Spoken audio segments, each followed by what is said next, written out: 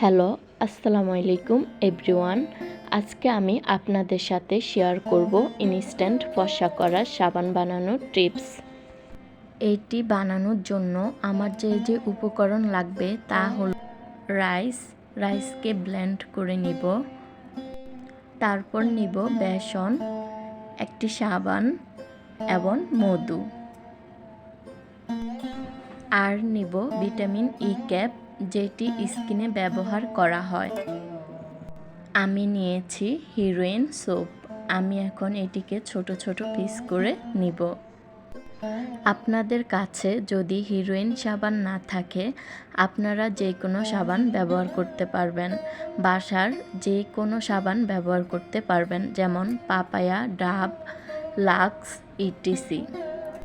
আমি সাবানটিকে 6 থেকে 7 খণ্ড করে নিলাম। তারপর একটি পাত্রে গরম পানি ফুটিয়ে নিব। তারপর কাচের বাটিতে সাবান নিয়ে গরম পানিতে রেখে গলিয়ে নিব।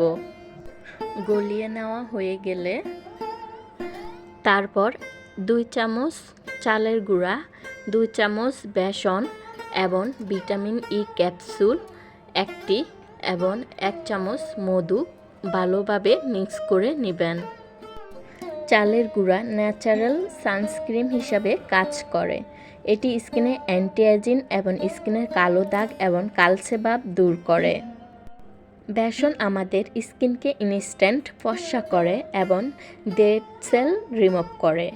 একনি এবং একনিক দাগ, সব ধরনের দাগ রিমুভ করে।